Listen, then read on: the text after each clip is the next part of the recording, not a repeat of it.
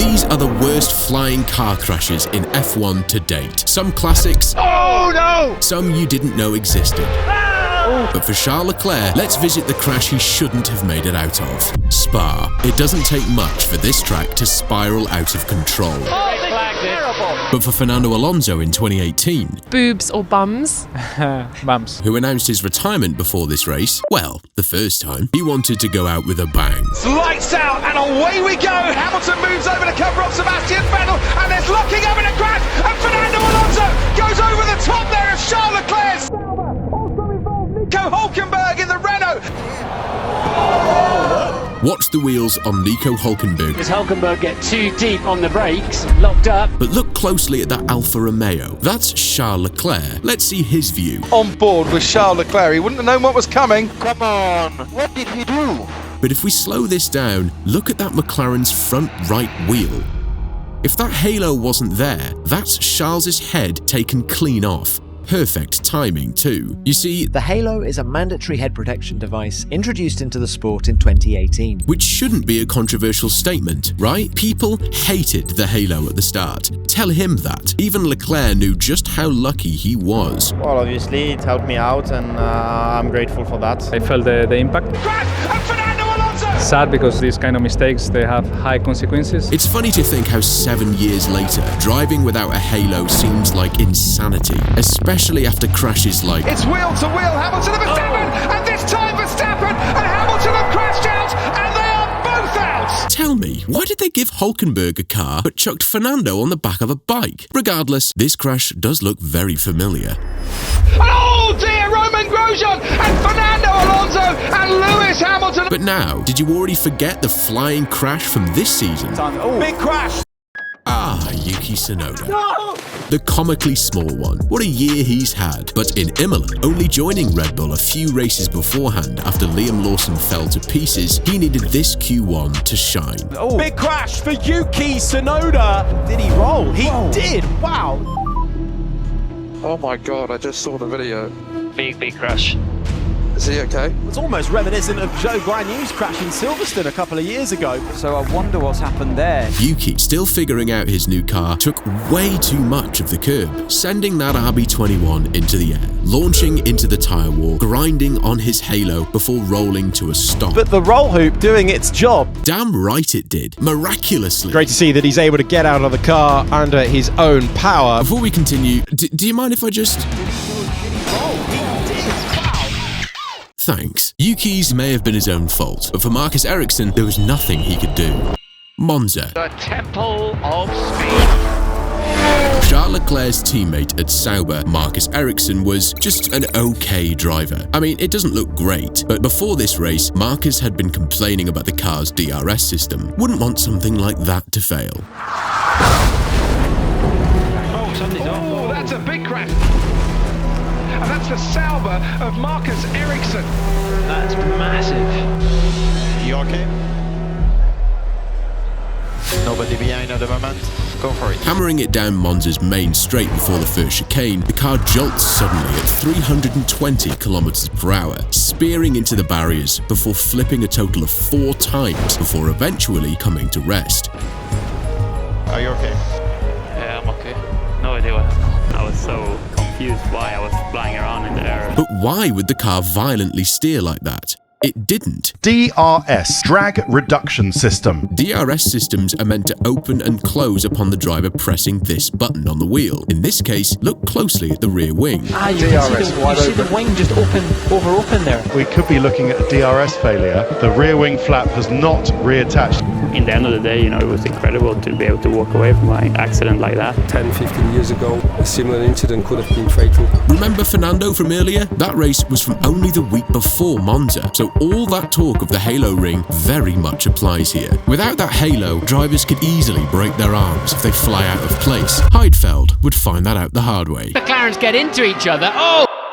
USA 2006. We're 3 hours from Chicago. They're big on food here. Nick Heidfeld, after not starting in America the year before because, well, a 6-car starts. It's the strangest race ever. Barely anyone did, since Michelin Tires tried to kill everyone in the practice session. He was a man on a mission. They're away, cracking stuff. But at turn 2, it went perfectly wrong. He's behind Fisichella, goes round the outside of Michael Schumacher, and he's going to take bang wheels for second place. And we've got carnage at the back.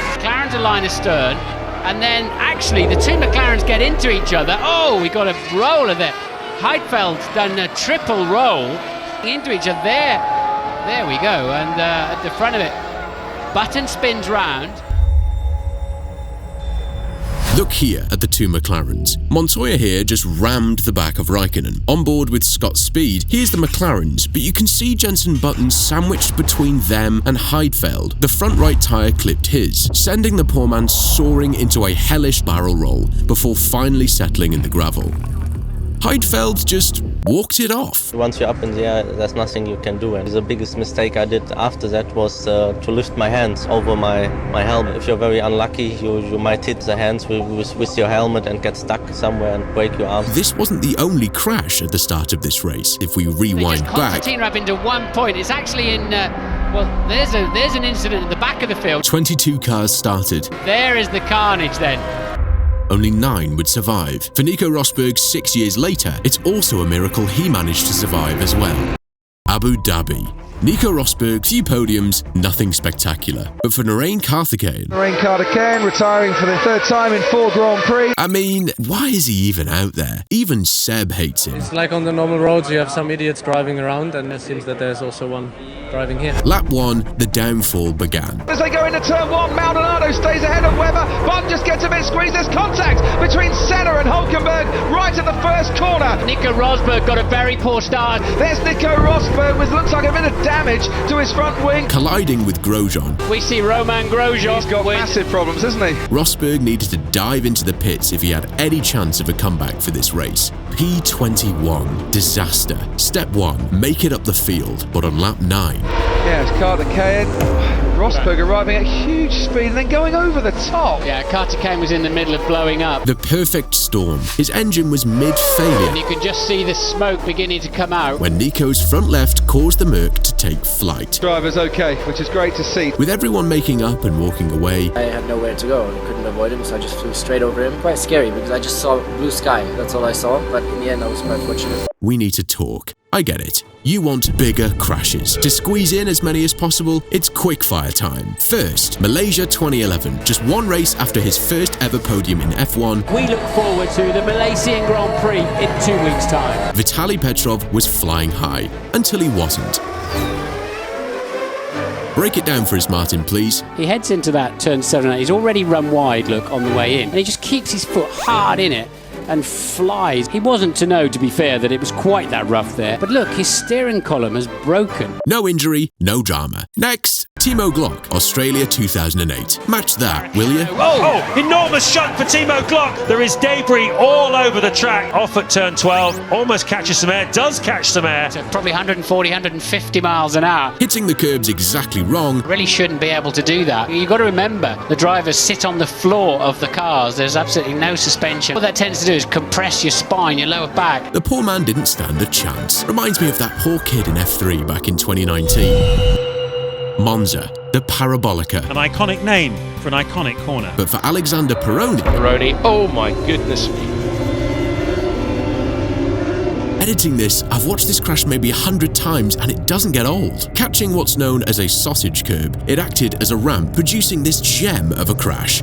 Peroni's fine, don't worry. Next, one of the scariest crashes of all time, Canada 2007. We go into more detail about the next 2 crashes on our last crash video you can watch after this. But for now, keep your eyes to the back. Oh, he's come off and Kubica hits the wall. Taking flight at around 300 kilometers per hour is terrifying enough, but disintegrating against that wall at 75 G. Temperatures drop. Look at all the debris. That's Kubica's accident as seen by Tonio Liuzzi. Debris everywhere, flying wheels. It's a miracle he's still with us. Never mind, at the very next week in America, an interviewer asked the stupidest question imaginable. Have you seen the accident on TV? Well, yeah, I have seen it also live when I was there, but... Next, 1985 Austrian Grand Prix. But for Andrea De Cesaris, strap in, lad. Oh, De Cesaris sideways. De Cesaris on the grass. He's going over.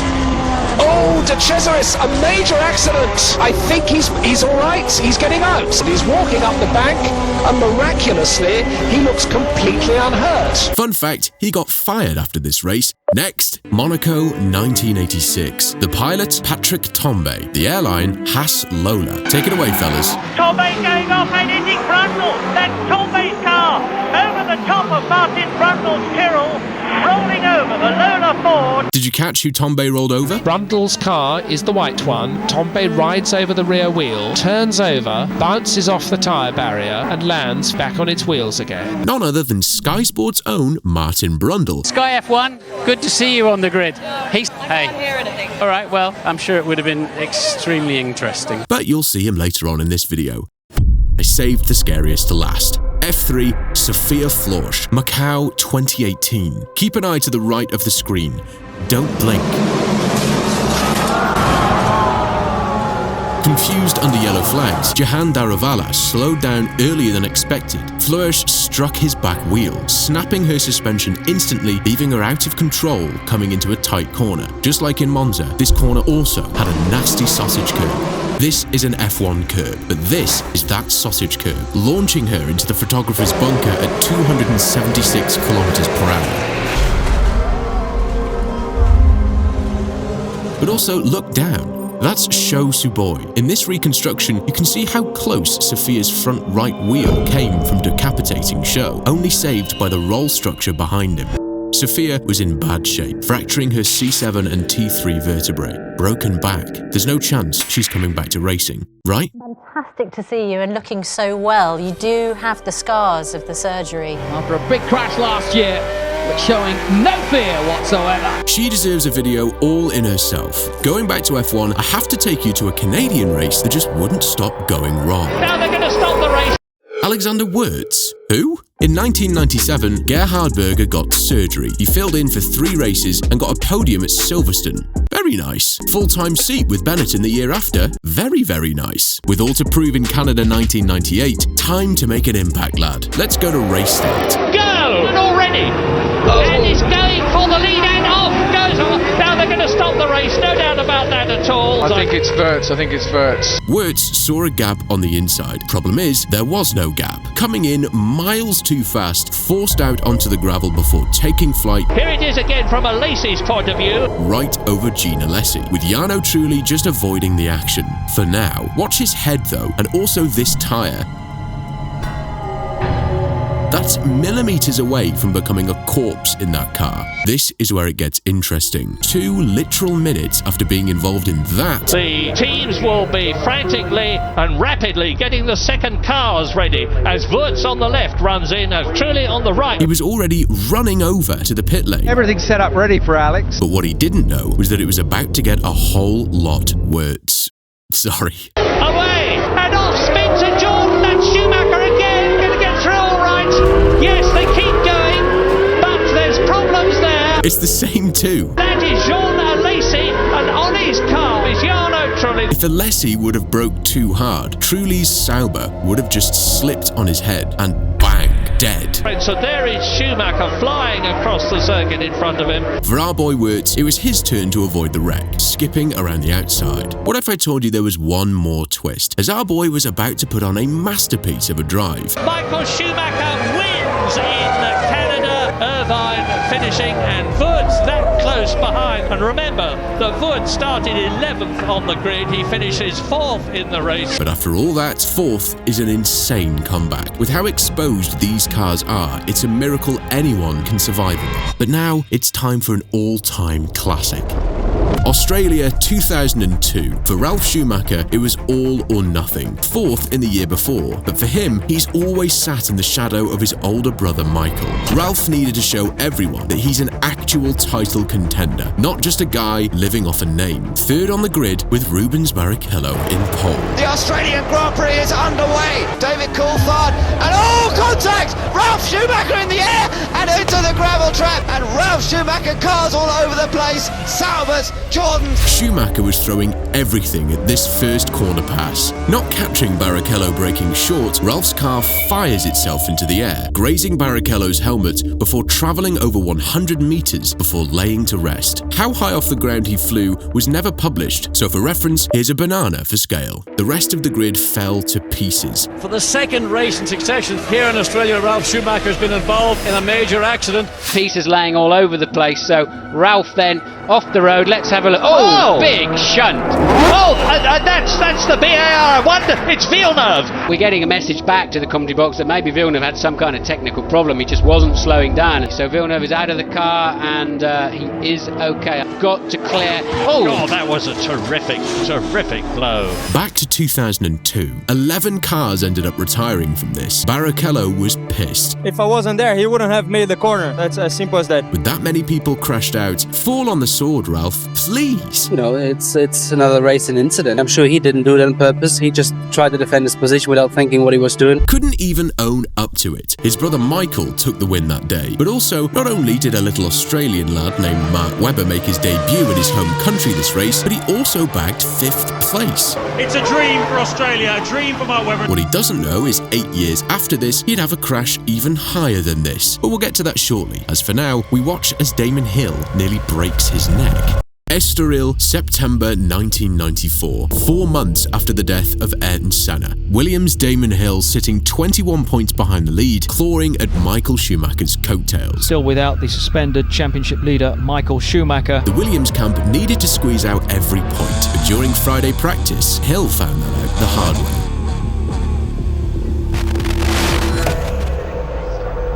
Eddie Irvine clipped the sand, spinning him out of the qualifying session, but not before veering off course, catching Hill's back left tyre, sending him flying and landing right on his head. One wrong move and his neck is gone. It's lucky it wasn't close to the barrier. Managing P2 for the Sunday race, but even though he escaped in one piece, he wanted to show everyone the size of his balls. Hill thundering over the line in first place to reel off a hat-trick of victories. Like this guy, who nowadays you know is a commentator, but let me tell you, this guy's got hangers. I can still remember that accident from 1996 in slow motion as the car's going up in the air, turning over, and I'm thinking, please don't go in the trees. The 1996 Australian Grand Prix was a bunch of firsts. First race of the season. A new venue for Formula 1, Albert Park in Melbourne. But back when now Sky Sports commentator Martin Brundle would race, this was his first race with his new team, Jordan. Lap 1. Down into third, fourth position goes Damon Hill in. Wow, that's one of the Jordans, and that looks very nasty indeed. Normally, this is the part where I break down this crash, but Murray Walker, take it away. Now watch the Jordan, the gold car. David Coulthard, who slides sideways, runs into Martin Brundle, making up a good start. Martin Brundle's Jordan goes over spectacularly. Now, this is where it gets interesting. Brundle somehow just walked away from this, even though the car is in pieces. I remember this sort of shadow above me. It was inverted, and I remember looking up, and I could see Martin's helmet. But you see, he wasn't done. Up goes the thumb. I wanted to get straight into the spare car. They said to me, well, you're going to have to get Sid's approval first. That doctor, Sid Watkins, was the guy first to the scene after Ayrton Senna's fatal crash that will lead you to after this. Sid got out of the car. He said, I can see you're okay because I've just watched you running. What's the date? It was my dad's birthday, the 10th of March. He said, okay, you can race it. The grid reformed with Martin Brundle and David Coulthard. But for Brundle, after all of the heroics, bottled it at the same corner 5 laps later. Martin Brundle has lost it. It was a failed manoeuvre. You could see the smoke from his tyres. He locked it up and touched the back of Diniz. Well, within the circumstances, who can blame him? 20 years later, at the same track, Brundle started to get flashbacks. Well, that all looks a bit familiar to me, to be honest. It's wild this man has any kind of brain activity left, but instead... Shame you're too old to have driven here, really. I am too old to have driven here. You would have liked it. Yeah, shame you wasn't fast enough to get to Formula One. The man still got it, but 4 years prior to all of this, we watch how close Patrese came to it being his last day on Earth. Portugal 1992, but for Williams, Riccardo Patrese sitting in second, the title was already snatched away by Nigel Mansell, but a new pressure arose. Alain Prost was rumoured to take his seat in the following year. Patrese needed to prove to everyone why he deserved his seat, but on lap 51... Oh dear, oh dear. Oh, you... Well, let us hope and pray that Riccardo Patrese's all right as he clouted Gerhard Berger's car. Patrese, sniffing Gerhard Berger's rear, trying to find some clean air, wasn't aware of what Berger was trying to do. Berger heading into the pit road and Patrese just misjudged it. That was, I'm sorry to say, a mistake by Patrese. As he comes through and I think he just must have mistimed it slightly in pulling out. Even as he scraped along the wall, you could see Patrese was alert and alive. He can pull himself out of the cockpit, he's obviously unharmed. This was the last nail in the coffin for Patrese's Williams career, as Alain Prost not only stole that Williams seat for 1993, but Mr. France ended up winning that whole 1993 season. Let's stick with Alain Prost, as Michael Schumacher was on the verge of taking Prost's all-time win record. Well, that was before the German Grand Prix 2001. The current champion Michael Schumacher at home already nearly doubling the driver in second, but was also one win away from equaling Alain Prost's all-time win record at 51. Insert the antagonist Luciano Berti, coincidentally driving for Alain Prost's F1 team, named after the man himself. Poetic, really. Let's go to race start. Go! Ferraris has been left behind. It's Rubens Barrichello. Massive accident. Luciano Berti rolls it. He got tangled up in a huge roll. That's sure to bring out the red flag. It was lights out and away they went. Michael Schumacher was slow away. I was watching him out of the window and he just stopped accelerating completely. Look. Launch control failed with the car sitting in P4. Berti didn't stand the chance. Now that Michael Schumacher, they're going to check that Luciano Berti is okay, to apologise, no doubt. For Michael, that German win in front of his people just wasn't to be. Well, for him. The 25-year-old younger brother of the local hero wins. There's Michael Schumacher managing even a smile because his younger brother has won yet again. Sportsman to the last. Damn right he is. But now we need to talk about the crash. The most famous flying crash of all. Oh no! Valencia 2010. Red Bull's Mark Webber versus Lotus's Heikki Kovalainen. Webber was title hunting, while Kovalainen was just happy to be out there, to be honest. Red Bull already had a plan in mind for Webber. You need to get past Kovalainen as soon as you can, Mark, before the others start pitting. Lap 9. This should be a standard pass from a faster car. Instead... Oh no! Mark Webber's gone right up there! Oh, Mark Webber has gone completely over the top there of Heikki Kovalainen. Red Bull was screaming down the Lotus's neck, but instead of a simple pass, Kovalainen panicked, braking hard. But for Webber, he didn't have a chance to react like that. Oh. What a picture that is. We have liftoff. He's not Isaac Hadjar in Monaco. To be behind. Oh my goodness me. You've got the LED boards. Oh my word. When Christian Horner was asked about how much Webber was to blame... Do you hold Mark totally blameless? I think Mark is blameless for that. I mean, he could have gone to the one side, but he wasn't able to judge how early Kovalainen was going to brake, and it's like they're in a different formula today. Mark Webber just got out. He barely even seemed shaken up, but talking about it later... I was very happy to walk away from it. When you have people like Jackie Stewart ringing you up, you know, going back to those guys' days, it would have been a different outcome. What does go through your mind, apart from, wow, it's like a fairground ride? You just got to stay away from Lotuses, mate. That's the long and short. This is what Mark Webber experienced back in 1998 in Le Mans when he was racing for Mercedes. Just took off. In 1999, the German manufacturer was once again under the spotlight when its cars were involved in spectacular crashes. Scotland's Peter Dumbreck and Australian F1 driver Mark Webber both had miraculous escapes. This is you in a Mercedes. Yeah. So it's a plane crash. Believe it or not, I'm now out of control. Back to 2010, but with only minor bruising after a crash for the ages, sometimes people just get lucky. But what if I told you we have one more? One just as juicy as this. The nephew of the two-time Emerson Fittipaldi, Christian was... meh. He's a mid-pack boy through and through. What he is known for, though, is what happened when he crossed the 1993 Italian finish line. And Christian Fittipaldi with that wheel off. And Mike Oh, I didn't see that. That is Fittipaldi. Fittipaldi, the cheeky snake, tried slipstreaming his own Minardi teammate Martini on the final stretch to steal that position crossing the line. He just touches, look at the car, goes up through the vertical, absolutely over, a complete 360-degree somersault. This is without any question the coolest way anyone has finished an F1 race, and in turn a YouTube video. Like, and oh look, the subscribe button just lit up. The Grid, out.